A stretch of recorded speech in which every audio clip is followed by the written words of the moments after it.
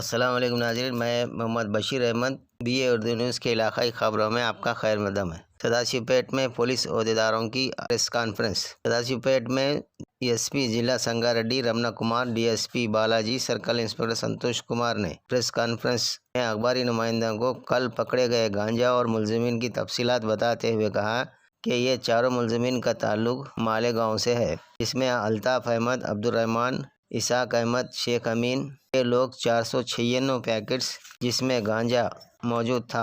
ये तमाम लोग मंडी से बराह रास्त हैदराबाद मुंतकिल किया जा रहा था। पुलिस ने मुसद्दक़ा इत्तलात पर इन 4 मुलजिमीन के साथ माल को भी जब्त किया। इस माल को मुंतकिल के लिए इस गाड़ी के आगे इनोवा गाड़ी क़ब्ल वक्त इत्तला देने के लिए इस्तेमाल की जा रही थी। पुलिस ने इसको भी जब्त किया। पुलिस ने आवाम से अपील की कि वो इस मामला से अपने नौजवानों को दूर रखें और जुराइम की इत्तला देते हुए पुलिस से ताउन करने की अपील की। इलाके की तफसीलात बताते हुए जिला SP ने किसानों से कहा है कि उसकी पैदावार से अपने आप को दूर रखें। देखते रहिए अगली खबरों के लिए BA Urdu news Sadashivpet.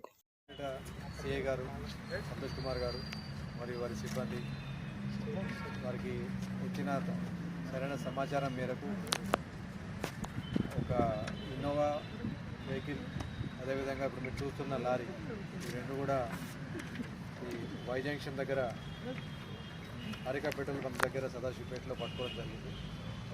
So వాటిని విచారించగా ఈ లారీలో గంజాయి ట్రాన్స్పోర్ట్ చేస్తున్నట్టుగా, దానికి పైలట్ వెహికల్గా ఇన్నోవా వెహికల్ వాడుతున్నట్టు వచ్చింది. సో ఇన్నోవా వెహికల్లో 3 వ్యక్తులు ఉన్నారు. అదేవిధంగా ఈ లారీ డ్రైవర్ని మొత్తం 4 వ్యక్తుల్ని అరెస్ట్ చేయడం జరిగింది. సో వాళ్ళ పేరు చూస్తే అల్తాఫ్ అహ్మద్, అబ్దుల్ రెహమాన్, షేక్ అమీన్, ముస్తాక్ అహ్మద్. సో వీళ్ళ 4 నిన్న పట్టుకోవడం జరిగింది. ఆ వెహికల్లో సెర్చ్ చేసి చూస్తే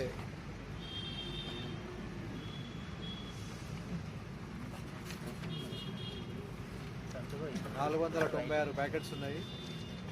496 ప్యాకెట్స్ ఇప్పుడు మీ ముందు పెట్టున్నాయి. ఒక్కొక్కటి అవి 2 కిలోలు, ఈచ్ 2 kgs. సో మొత్తం కలిపి 992 కిలోల ఎండు గంజాని పట్టుకోవడం జరిగింది. దీని మార్కెట్ చూస్తే 99,20,000 వాల్యూ ఉంటుంది. సో వీటన్నిటిని కూడా దీనికి మొత్తం ఆపరేషన్ సూత్రధారి ఫిరోజ్ అని చెప్పి మాలేగాం అనే వ్యక్తి ఉన్నాడు. మిగతా ఈ 4 వ్యక్తులు కూడా, వీళ్ళందరూ కూడా మాలేగాం మహారాష్ట్ర చెందిన వాళ్ళు. ఈ గంజాయిని EOB ఏరియాలో సేకరించి అక్కడ నుంచి రాజమండ్రి తీసుకొచ్చి రాజమండ్రిలో లోడ్ చేసుకొని, రాజమండ్రి నుంచి ఇన్నోవా వెహికల్తోని పైలటింగ్ చేసుకుంటూ, అంటే ముందన్న పోలీసులు వస్తే అలర్ట్ చేసి లారీని దూరంగా ఆపేసి దొరకకుండా చేయడం కోసం ప్లాన్ చేసుకొని ఇన్నోవా వెహికల్ ముందు తీసుకొని వస్తున్నారు. సో వీళ్ళు వెళ్ళాల్సిన స్థలమేమో మహారాష్ట్రలో ఔరంగాబాద్. సో అక్కడ వెళ్ళి అక్కడ అధిక మొత్తం లాభంతో ఈ గంజాయి అమ్ముదాని ప్లాన్తో తీసుకొచ్చినారు. వీళ్ళని పట్టుకోవడం జరిగింది. సో ఈ పట్టుకున్న సిబ్బంది అందరినీ కూడా అప్రిషియేట్ చేస్తున్నాను. వాళ్ళకి తగిన రివార్డ్స్ కూడా ఇవ్వడం జరుగుతుంది. పోస్ట్ చేసే కానీ లేదు అని చెప్పని మన పోస్ట్ ఉందా తెలిసి వీళ్ళకు కఠిన చర్యలు ఉంటాయని తెలుసు, అయినా కానీ రవాణా పాల్పడతారు. అంటే శిక్షలు అమలు అయితే లేవన్నట్టు వాళ్ళు అనుకుంటారు. దీనికి ఎట్లా ఇప్పుడు అవగాహన కల్పిస్తున్నాయి, మనం ఈ ప్రాంతంలో కల్పిస్తాం. కాబట్టి ఇప్పుడు మీరు చూసినట్టయితే అంటే దోషులందరూ కూడా మహారాష్ట్రకి ఉన్నవాళ్ళు. ఇప్పుడు వాళ్ళకి ఏ స్థాయి అవగాహన నాకు తెలియదు, కానీ అందరికీ తెలిసిన విషయం ఏంటంటే వాళ్ళు చేస్తున్నది నేరమని తెలుసు, దానికి కఠిన శిక్షలు ఉంటాయని తెలుసు. మళ్ళీ ఇంత పెద్ద మొత్తంలో గంజాయి స్మగ్లింగ్ చేస్తున్నారంటే కొత్త వ్యక్తి కాదు.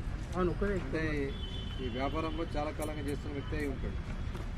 ఇంత పెద్ద మొత్తంలో కొనలేడు ఒకటి, కొన్న దీన్ని అక్కడ అమ్మేంత ఛానల్ అతనికి ఉండకపోవచ్చు కొత్త వ్యక్తి. సో వీళ్ళు ఈ వ్యాపారంలో ఎక్కువ కాలం చూసిన వ్యక్తులే ఉండుంటారు. ఆ వ్యక్తిని పట్టుకునే అవకాశాలు ఏమన్నా ఉన్నాయి సార్? తప్పకుండా పట్టుకున్నాం. ఇప్పుడు లాస్ట్ టైం మనం అంతకుముందు చిరకపల్లిలో పట్టుకున్నాం 240 కేసు. ఆ 240 కేసు పట్టుకున్న వ్యక్తి అప్పుడు శేఖర్ అని చెప్పి తమిళనాడు కానీ ముంబైలో సెటిల్ అయినాడు. అతను పట్టుకొని ఇప్పుడు రిమాండేషన్ జైల్లో ఉన్నాడు. తప్పకుండా పట్టుకున్నాం. ఎవరిని అందరి పేర్లు కూడా FIRలో వచ్చినాయి, కేసులో ఉంటాయి. ఎవరైనా వదిలేదు లేదు. ఇప్పుడు 4 దొరికినారు. అతను పట్టుకున్నాక అతను ఒక్కడైనా అతని వెనుక ఇంకెవరన్నా ఉన్నారా? సో అతను ఎవరికి అమ్ముతాడు, ఎవరు కొంటారు?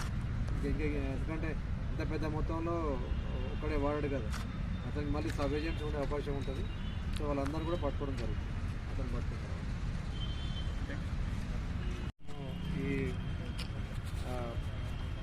కల్టివేషన్ అంటే గంజాయి పండించిన కేసులు చూస్తే 32 కేసులు పెట్టడం జరిగింది. అందులో మనం మొత్తం దొరికిన జిల్లాలో ఇంతవరకు దొరికినాయి 4154 గ్రామ్స్ దొరికినాయి.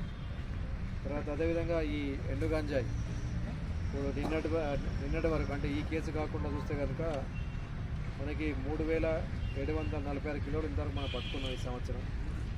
అందులో ఒక టోటల్ 36 వెహికల్స్ సీజ్ చేసినాం మనం ఇంతవరకు గంజాయి రవాణా చేస్తున్న వెహికల్స్. అదేవిధంగా ఈ కేసుని కలుపుకొని మొత్తం ఇప్పటికీ 70 కేసులు పట్టుకున్నాము. అంటే 70 కేసులు ఇవి మన 2018 నుంచి ఈ సంవత్సరం వరకు అయితేనేమో మనము 23 కేసులు పట్టుకున్నాము. తర్వాత ఈ సంవత్సరం పట్టుకున్న గంజాయి అయితే 1033 కిలోలు 1033 కేజెస్ మనం పట్టుకున్నాం. ఏది ఈ కేసు కాకుండా దీనికంటే ముందు. సో ఈరోజు కలుపుకుంటే ఆల్మోస్ట్ మీరు సో వెహికల్స్ పట్టుకునేమో ఈ ఇయర్లో మనము ఇప్పటికీ 9 వెహికల్స్ పట్టుకున్నాం, పెద్ద వెహికల్స్.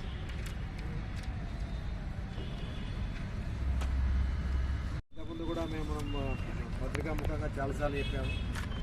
మా జిల్లాలో కొన్ని ప్రాంతాల్లో పండించే అలవాటు రైతులకు ఉంది, కొద్దిమందికి. అది ఇప్పటికీ ఆల్మోస్ట్ అందరూ ఆపేసినారు.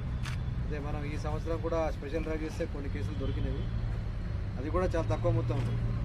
అంటే మనకు దొరికిన అతి ఎక్కువ ప్లాంట్స్ అంటే ఒక్కొక్క రైతు దగ్గర 153. ఇక మిగతా అన్నీ కూడా 20 మొక్కలు 30, 50 అట్లా తక్కువ స్థాయిలో దొరికినాయి. సో నేను వాళ్ళందరికీ చెప్పేది ఏంటంటే ఇటువంటి అలవాట్లు ఉన్న వాళ్ళు ఉంటే కూడా తప్పకుండా దాన్ని మానుకోవాలి. ఎందుకంటే ఇది ఈ మత పదార్థాల వల్ల యువతకి సమాజానికి చాలా చేడు జరుగుతుంది. ఎన్నో కుటుంబాలు విచ్ఛిన్నం అవుతాయి, ప్లస్ నేరాలు కూడా పెరిగే అవకాశం ఉంటుంది. కాబట్టి దాన్ని దృష్టిలో పెట్టుకొని ఏదో కొద్ది మొత్తంలో వచ్చే డబ్బు కోసం కక్కుర్తిపడి ఇటువంటి నేరాలకు పాల్పడకూడదని నా విజ్ఞప్తి. అటువంటి వాళ్ళు ఉంటే కనుక దాన్ని వెంటనే మానుకోవాలి. తర్వాత మిగతా ప్రజలకు అంతకు నా విజ్ఞప్తి ఏంటంటే ఇటువంటి ఎవరైనా గంజాయి అమ్ముతున్నా, గంజాయి పండిస్తున్నా, లేదా గంజాయి రవాణా చేస్తున్నా, లేదా గంజాయి సేవిస్తున్నా ఎవరున్నా కూడా తప్పకుండా పోలీసుకు సమాచారం ఇవ్వాలి. పోలీస్కి ఇవ్వచ్చు, లేకపోతే ఎక్సైజ్ వాళ్ళకు కూడా ఇవ్వచ్చు. ఎవరికి వీలుంటే సమాచారం ఇస్తే దీన్ని ఆపడం వల్ల ఈ సమాజాన్ని మనం కాపాడేవాళ్ళం అవుతాం, ఈ మత ప్రాంతాల నుంచి కాపాడిన వారు అవుతాం.